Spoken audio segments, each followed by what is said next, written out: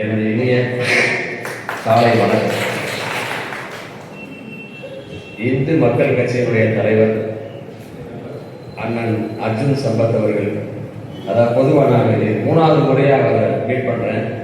அதாவது 1 இல்லை 2 3ல் வெற்றி கன்ஃபார்ம் சொல்லுவாங்க.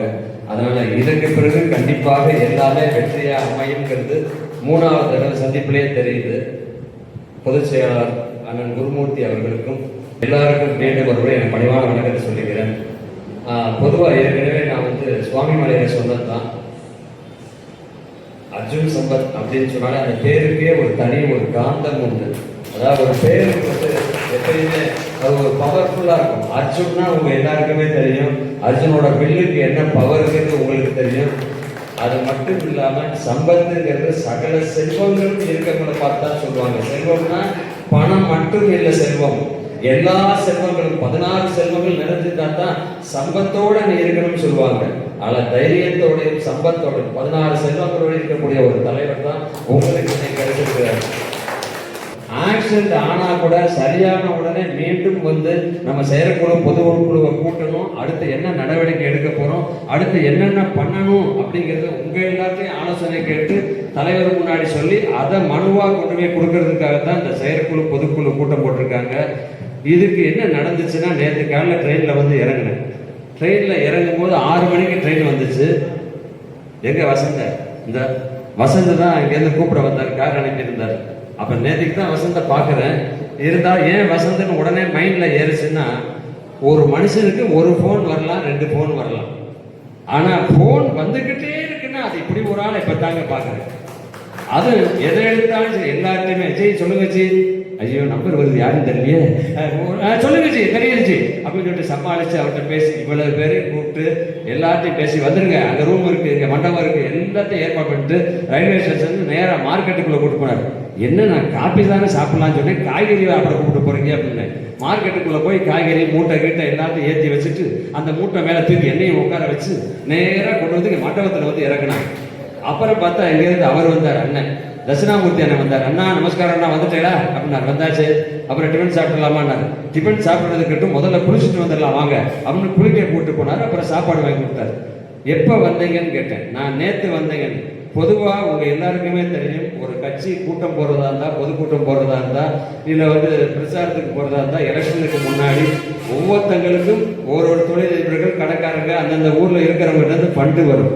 ஆனால் இங்கே நண்டு கூட வரல. எல்லாமே சொந்த காசை போட்டு அவங்கவங்க, நீங்க எல்லாம் உங்க காசை போட்டு பஸ் ஏறி எப்படி வந்தீங்களோ அதே போல நீங்க எல்லாரும் எதற்காக வந்திருக்கீங்க, நமக்கு ஒரு நல்லது நடக்கணும், நம்ம எல்லாரும் ஒத்துமையா இருக்கிறதுக்காக வந்திருக்கீங்க. அந்த மாதிரி ஃபண்டு இல்லாம யாரையும் பார்கெயின் பண்ணாம நடக்கக்கூடிய ஒரு கூட்டம் தான் இந்த கூட்டம். அதனாலதான் நான் வேற எங்கேயாவது இருந்தா கூட அவங்க கூட்டமே வர்றதுக்கு காரணம், நல்லவங்க இருக்க இடத்துல ஒரு 4 பேர் இருந்தா கூட 2 கை தட்டினா தான் ஓசை வரும். அது போல நீங்க எல்லாம் சேர்ந்து தட்டினா தான் அவங்க என்னென்ன செய்யணும்னு நினைக்கிறாங்களோ அதை எல்லாத்தையும் செய்ய முடியும்.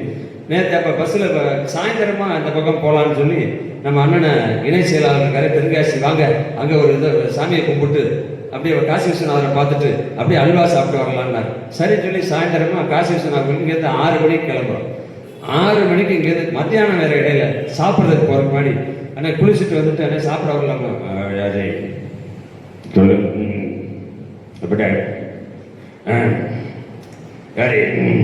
இப்படியே தான் யாரும் யார்கிட்ட வர்றதை விட அதுக்கு மேல வார்த்தை வர மாட்டேங்குது. அண்ணா நீங்க தூங்குறதுன்னா தூங்குங்க, அப்புறம் இல்ல தூக்கம் சொல்லுங்க யாரு அப்படின்னு. யாரு நம்ம தட்சிணாமூர்த்தி தான். அவர் என்னன்னு கேட்டா, தூக்கத்துல கூட போன் பேசுற ஒரு ஆளை நான் இங்கதாங்க பாக்குறேன். தூங்கிக்கிட்டே அப்படின்னு பார்த்தா அவர் போனை எடுத்து பார்த்தா கிட்டத்தட்ட 300-400 போன் வந்துகிட்டு இருக்கு.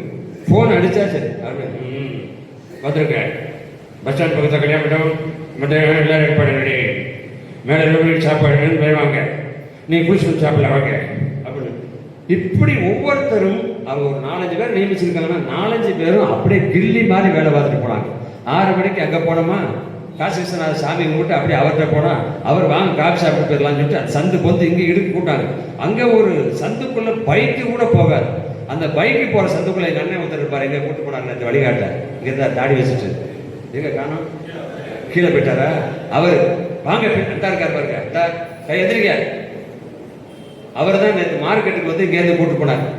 நீங்க அங்கேயே போறீங்க, இந்த பிரிட்ஜு கீழே கட் பண்ணிருக்க, அங்கேயே வர வேண்டியதானே, பிரிட்ஜுக்கு அப்படி மேலே என்ன பிரிட்ஜுக்கு மேலே போறீங்க, அப்படி கீழே போய் அப்படி ரைட் பண்ணி வாங்க, அப்படி அந்த சிக்னல் லெஃப்ட் திரும்புங்க, அப்படி லெஃப்ட் திரும்பி போனா ஒரு பைக்கு தான் போகும். அவராட்டுக்கு வாங்க வாங்கன்னு போயிட்டு இருக்காரு. யோ அதுல பைக்கு தானங்க போகும், ஆட்டோ போற கேப்ல சைக்கிள் போற கேப்ல எப்படி காரை ஓட்ட முடியும் அப்படின்னு கேட்டா, வாங்க வாங்க அப்படின்ட்டு வரலாம் கூட்டே போய் அங்க ஒரு வீட்டு வாசல் நிப்பாட்டி அங்க நேற்று இலக்கட்டு இது எல்லாத்தையும் தூக்கி வச்சு, இதெல்லாம் ஏன் சொல்ல வரேன்னா, எனக்கும் அதுக்கும் சம்பந்தம் இல்லை, ஆனா உங்களுக்கும் எனக்கும் சம்பந்தம் இருக்கிறதுனால தான் அந்த சாப்பாட்டு இலையிலிருந்து காய்கறிலிருந்து எல்லாத்தையும் வாங்குறதுக்கு கூடையே போய் எடுத்து அடுக்கி வச்சுட்டு அப்படியே காப்பியை சாப்பிட்டு கிளம்பி வரலான்னு வந்தா வர்ற வழியில நம்ம வசந்துக்கு போகணும். ஏய் தம்பி எங்க இருக்க, இந்த வந்துட்டு பாரு குற்றாலம் பஸ் ஸ்டாண்டுக்கு எங்க ரூம் இருக்கு இல்லையா சொல்லி நான் இப்ப கிளம்பி போயிருவேன் நான் இல்லைன்னா அப்படின்னு அவர்.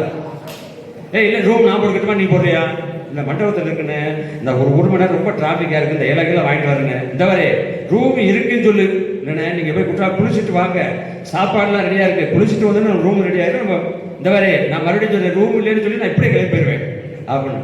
எல்லாருமே ரூமுன்னு அவரை சாப்பாடு இங்கே. ஆனால் எல்லாமே எல்லாத்துக்கும் திருப்தியா அமைஞ்சதா இல்லையா? ஏன்னா எத்தனை மணியா இருந்தாலும் சரி எல்லாரையும் குளிக்க வச்சு சாப்பிட வச்சு படுக்க வச்சு தூங்க வச்சு அதே மாதிரி காலையிலையும் டிஃபன் கொடுத்து எல்லாரையும் கொடுத்துப்பாங்க. ஏன்னா வயிறு நிறைஞ்சாதான் மனசு நிறையுன்னு சொல்லுவாங்க. அது மாதிரி சிறப்பா கொண்டு இன்னைக்கு உட்கார வச்சிருக்காங்க. இன்னொரு முக்கியமான விஷயம் மட்டும் சொல்லணும். நேற்று ராத்திரி 11 மணிக்கு குளிக்கிறதுக்காக குற்றாலம் போனேன். அங்க போயிட்டு வரும்போது பார்த்தா அப்படின்னு ஒரு அழுகை சத்தம். என்ன காருக்குள்ள அழுகை சத்தம் கேட்குதுன்னு இறங்கி பார்த்தா ஒரு 2-3 பேர் காரில் உட்காந்துருக்காங்க. ஏன் அழுதுகிட்டு இருக்கீங்க அப்படின்னா, பெட்ரோல் போட காசு இல்லை. என்ன காரை கூட்டு வந்திருக்கீங்க, பெட்ரோல் போட காசு இல்லைங்கன்னு கேட்டேன். அதாவது குற்றாலத்துக்கு எல்லாரும் நண்பர்களோட வருவாங்க. தயவு செய்து வாங்க, என்ஜாய் பண்றதுக்காக தான் நீங்க வர்றீங்க, அது உங்களுடைய சந்தோஷத்துக்காக.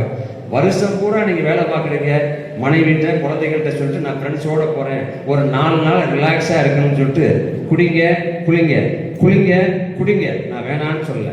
அதை விட்டு போட்டு வேற பக்கமா போனீங்கன்னா அப்புறம் பாக்கெட்ல உள்ளது மட்டும் இல்ல, கார்ல உள்ள பேட்டரியை கூட கட்டி போயிடுவாங்க. ஏன்னா பேசிக்கிட்டு இருக்கும் போதே பேண்ட்டை உருவிட்டு போயிடுவாங்க. அந்த அளவுக்கு இன்னைக்கு சூழ்நிலைகள் இருக்கு. அவர் அழுகிறத பார்த்து என்னன்னு கேட்டேன்.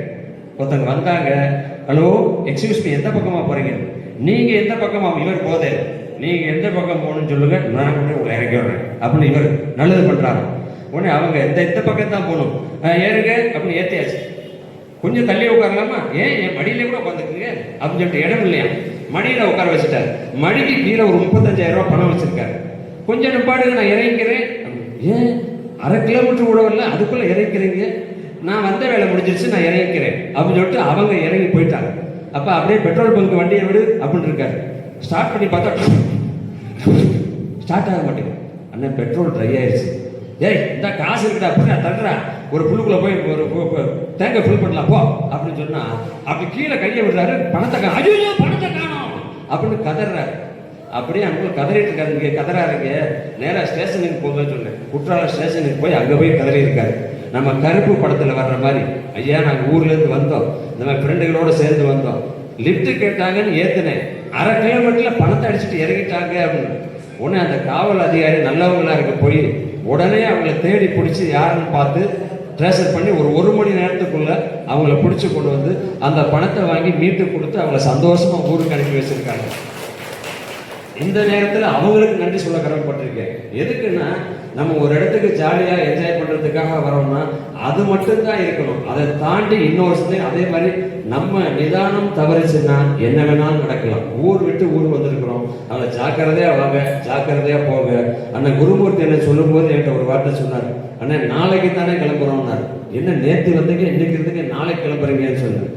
இல்லை நம்ம கட்சிக்காரங்க எல்லாரும் இருக்காங்க, அவங்க எல்லாரும் அவங்க ஸ்ட்ரெஸ்ஸோட அவங்க வேலைகள் இருப்பாங்க. இன்னைக்கு நம்ம மீட்டிங் சொல்லி கூப்பிடும் போது எல்லாரும் வந்துட்டாங்க, அவங்க ஒரு 2 நாள் குளிச்சுட்டு நிதானமா இருந்து சாப்பிட்டு ரெஸ்ட் எடுத்துட்டு போட்டுமே அப்படிங்கிறதுக்காக. ஆனா உங்களுக்கு குளிக்க இடம் இருக்கு, சாப்பிட்றதுக்கு இடம் இருக்கு, தூங்குறதுக்கு இடம் இருக்கு. தலைவர் சொல்றதை கேட்டு பொதுச் செயலாளர் சொல்றதை கேட்டு அவங்க எல்லாரும் நீங்க எல்லாரும் ஒத்துமையா இருந்தா மட்டும்தான் நீங்க சொல்ற விஷயங்களை அவங்க செயல்படுத்த முடியும். ஆனா 2 கை தட்டினா தான் ஓசை வரும். மீண்டும் ஒரு முறை சொல்றேன், எல்லாரும் ஒத்துமையா இருங்க, ஒன்னா இருந்து செயல்படுங்க, கண்டிப்பாக வெற்றி நிச்சயம். நன்றி, வணக்கம்.